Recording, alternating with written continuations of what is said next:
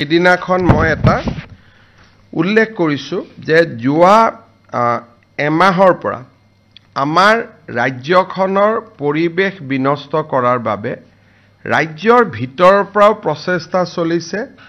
আৰু ৰাজ্যৰ বাহিৰৰ প্ৰচেষ্টা চলিছে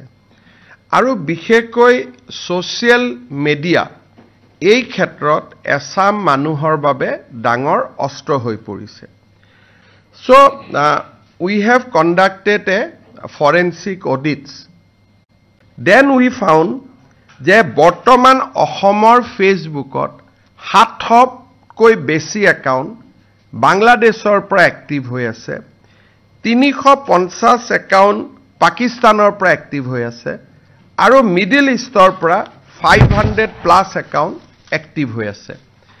এটাতো অসমৰ কংগ্ৰেছক বা অসমৰ কোনোবা লিডাৰক লাইক দিলে পোষ্ট কৰিলে খিনি হৈ গল বাকি যদি এক্টিভিটি খিনি তেওঁলোকৰ চাই these people are very hardcore Islamic fundamentalists very hardcore তেওঁলোকৰ কন্টেন্টতে প্যালেষ্টাইন থাকে নহলে এনহিলেশন থাকে যে জুনে ইসলাম নামানে বাকি মানুহক মাৰি পেলাব লাগে তেওঁলোকৰ গুটেই কন্টেন্ট খিনি very hard hitting content আৰু এই মানুহখিনি ইন্টাৰেস্টিংলি ৰাহুল গান্ধীকো ফলো নকৰে Indian National Congress ko follow no kore.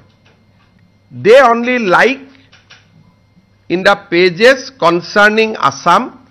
and activity of one political leaders and activity of Assam Congress. Aro jetiar para ei 2092 accountor kotha ami patisu tar majot dui ejone ketiaba mur account to ahi jay.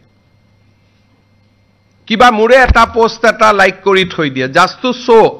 That আমি এজনৰে কৰা নাই আমি আপোনাৰো কৰিছো so সেইখিনিও হৈছে যেতিয়াৰ পৰা প্ৰেছত মই এনাউন্স কৰিছো যে এনেকুৱা এটা ঘটনা ঘটি আছে সো মই ভাবো যে run up to the Assam election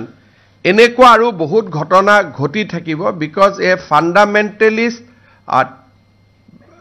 এটা উপাদান এটা অসমত বহুত এক্টিভ হৈছে